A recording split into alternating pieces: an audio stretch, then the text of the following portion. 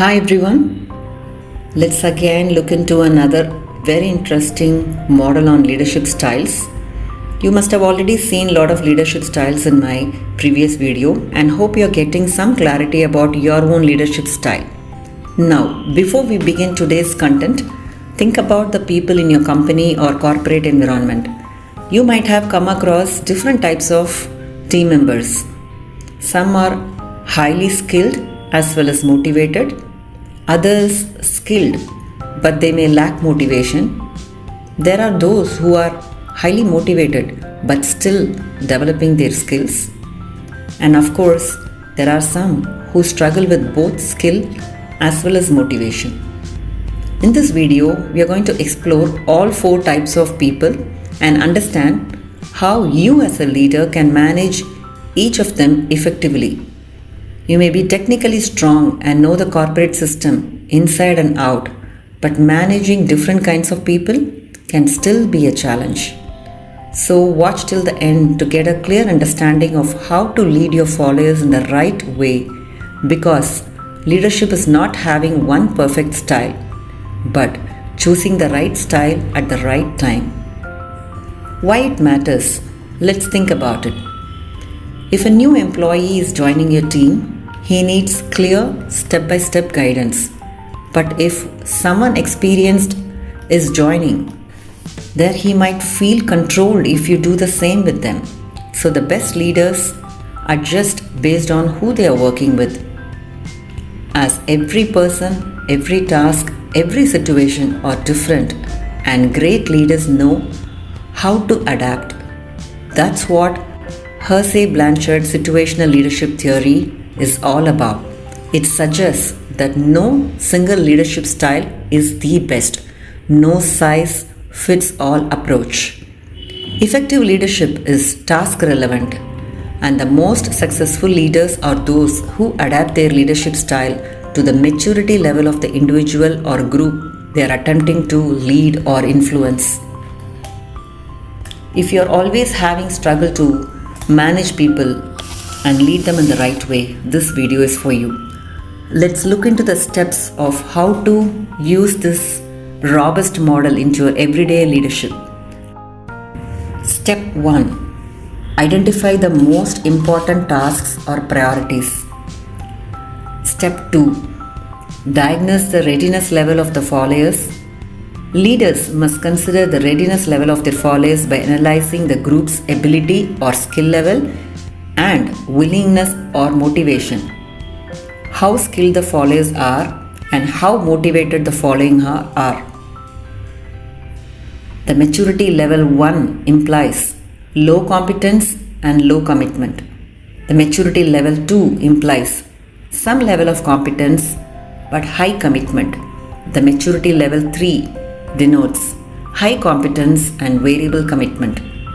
Finally, maturity level 4 implies high competence and high commitment.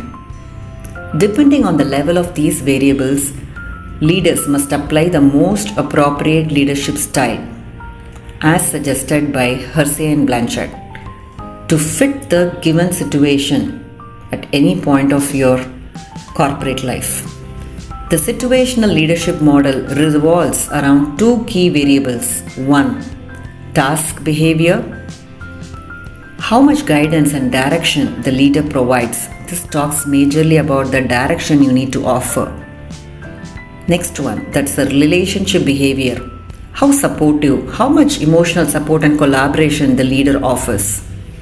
In this video, we'll break down these styles clearly so you can understand when and how to use each one effectively. So let's dig deeper into the 4 styles of leadership as prescribed by the Hersey and Blanchard situational leadership theory. Style number 1, it's directing style.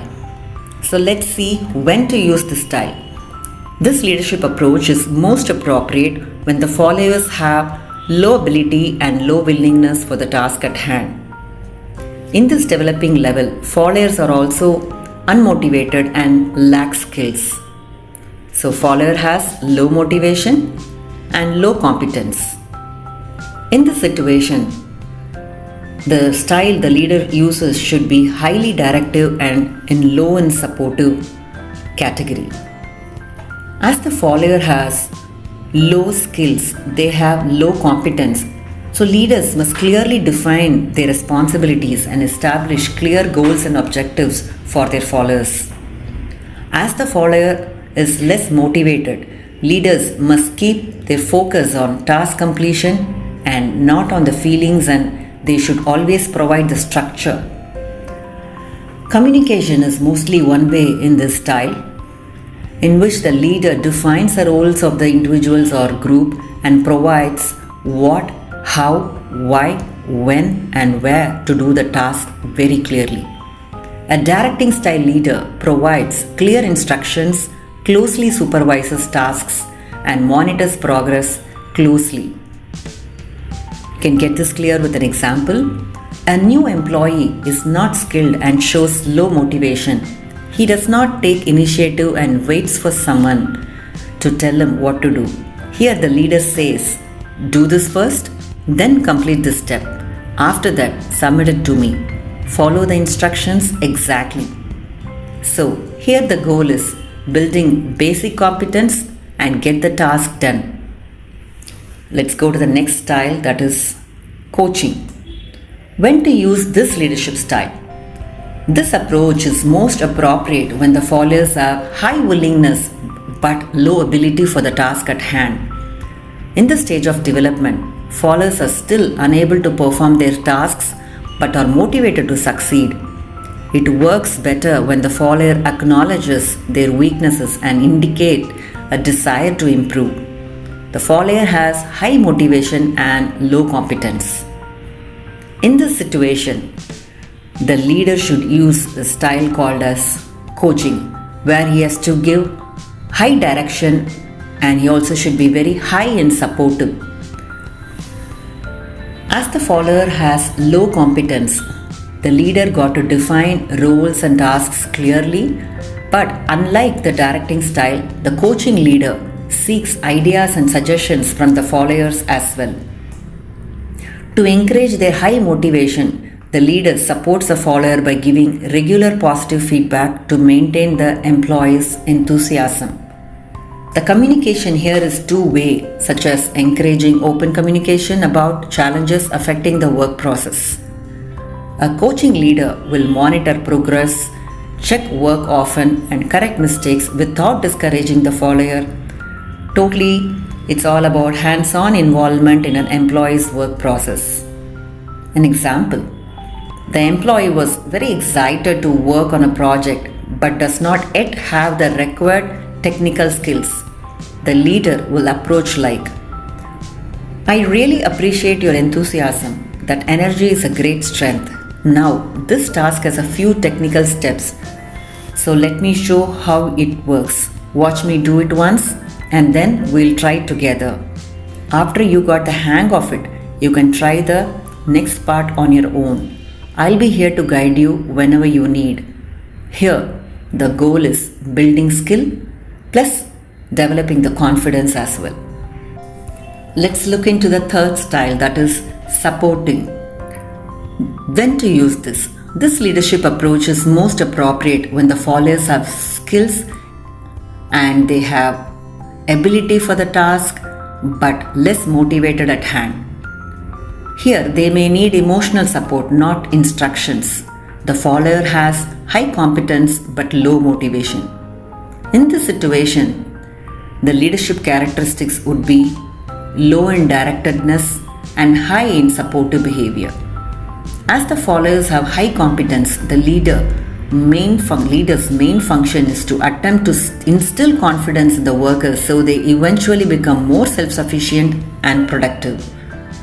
To boost their low motivation, the leaders play more of a motivational role and helps them trust their own ability. Communication is more collaborative here, with the leader staying open, attentive, and responsive to the follower's input. A supportive style leader will listen to concerns, encourage the followers' ideas, and help them make decisions with confidence. This method is often referred to as a selling style because the manager attempts to persuade the employees that they have the ability to perform the job. An example: an experienced team member hesitates to take responsibility. The leader says, "You know this well. I trust your judgment. What's making you hesitate this time? Let's talk it together. Your ideas matter here. I'm here to support you." Here the goal is building independence and confidence. Let's learn the last style and with interesting examples in the next part. Thanks for watching. Do like, share and subscribe. Have a good day.